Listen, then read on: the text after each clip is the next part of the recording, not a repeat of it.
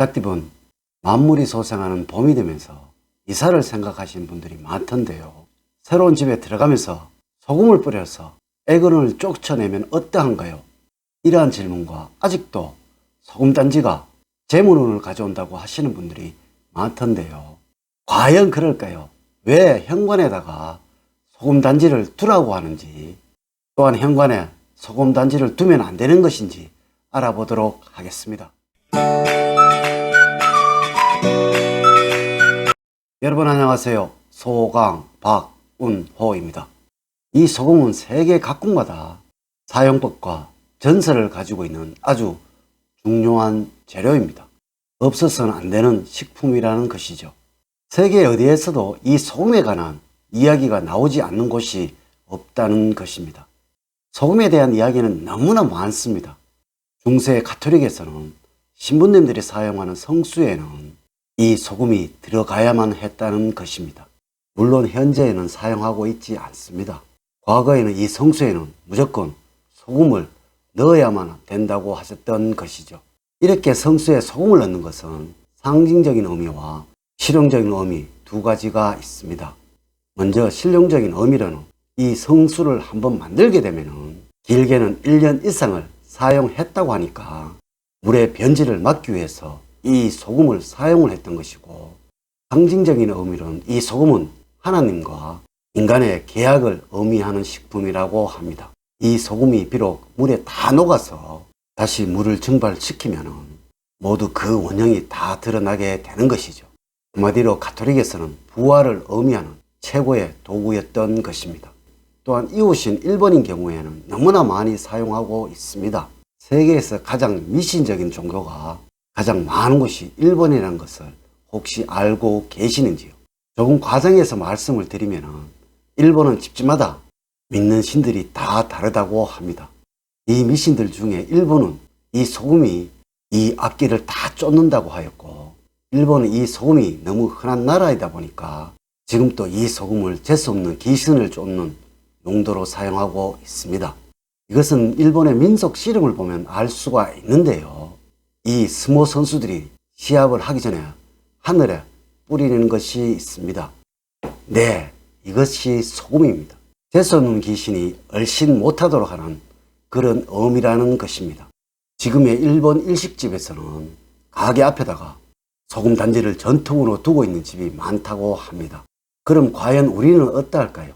과거에 고구려 시대 때 광개토 대왕이 중국 대륙을 징벌한 가장 큰 이유가 소금산을 얻기 위해서 그러한 것이고, 조선시대에는 가장 큰 환란이나 흉년이 생기게 되면 나라에서 백성들에게 나누어 준 구황식품이라고 하였습니다. 우리의 거의 모든 식품들은 염장을 해서 먹는 것들이 많습니다.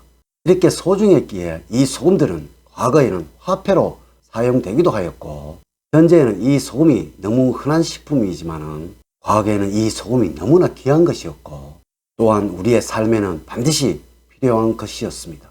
물론 당연히 우리 과거 서적 어디에도 이 소금이 귀신을 쫓거나 재수 없는 일을 막는 용도로 사용된 기록은 없다는 것입니다. 이렇게 말씀을 드리면 무속인들은 왜 지금까지 소금을 사용하고 있는지 물어보는 경우가 많은데요. 이것은 일제 36년을 거치면서 우리에게 잘못 전해진, 그리고 잘못 알려진 결과인 것입니다. 제가 방금 일본에서는 귀신의 애군을 쫓는데 소금을 사용한다고 했죠. 이들의 전통이 우리에게 스며들었고 이것이 우리의 것이냐 둔갑되었던 것입니다. 그러면 이 소금이 귀신을 쫓는데 효과가 있을까요? 만일 이것이 귀신의 액을 쫓는데 나쁜 일을 막는데 효과가 있다면 우리가 먹고 있는 것들 중에 우리의 식품은 거의 모든 것들이 염장 처리된 것일 수가 없다라는 것입니다. 지금 우리가 먹고 있는 음식들 중에서 염장이 처리되어서 있는 것들이 너무나 많잖아요. 우리 민족의 대표적인 음식인 김치 또한 배추를 염장 처리하고 있잖아요. 이것은 전혀 근거가 없는 이야기라는 것이죠. 전국은 모든 소금의 산지를 기록해 두었으며 이를 국가가 관리했고, 또 이 소금을 만드는 방법까지 세종실록 지리지에 자세히 나타나 있다는 것입니다.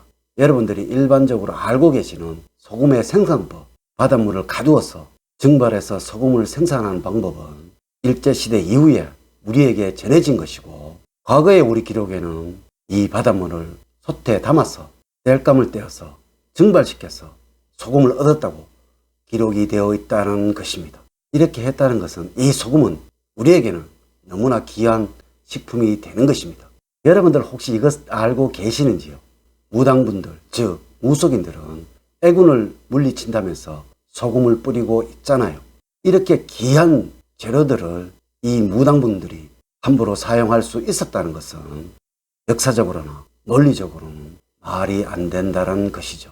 우리의 역사 속에서는 이 무당분들이 절대로 쉽게 함부로 소금을 사용할 수 없었다는 이야기가 되는 것입니다. 이 소금을 현관에 두면은 재물운이 불러온다는 것과 집안에서 애군을 쫓아낸다는 이야기는 하나도 근거가 없다라는 것이죠.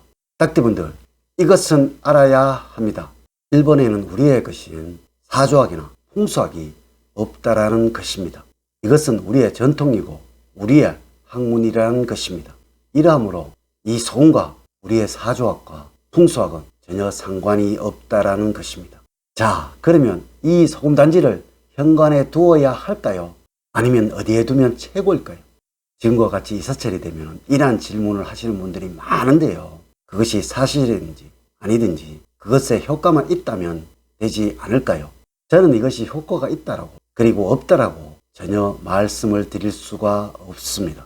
하지만 한 가지 분명한 것은 이 풍습 역시 일본이 우리를 식민지로 만들기 위한 그 과정에서 우리에게 전파한 풍습이라는 것입니다. 그러면 일본이 우리에게 전파한 풍습 중에서 옳은 것이 있다면 알아보면 되겠네요. 부모님이 연세가 들면 깊은 산속에 버린다는 고려장을 알고 계시는지요? 이것 좋은 풍습인가요? 여성을 대하는 문화입니다. 여자와 부고는 사흘에 한 번씩 두들겨 패야 한다는 말, 또한 암탉이 울면 집안이 망한다는 말, 이런 말 여러분들 들어보셨지요? 이것들 역시 일본의 문화입니다. 과거 우리의 선비들은 본인의 아내에게 하대를 하는 경우는 없었습니다. 이 일본의 문화 좋게 느껴지는가요? 이렇게 일제시대 때 일본의 문화들이 우리에게 전해진 것들은 우리를 바보로 만들기 위한 풍습이라는 것입니다. 너무나 나쁜 것들입니다. 왜냐고요? 우리 민족을 천박하고 바보로 만들어야지만 통치를 하고 다스리는데 쉬웠던 것이죠. 자, 이렇게 나쁜 풍습들이 얼마나 효과가 있을까요? 저는 확신을 가지고 말씀을 드립니다.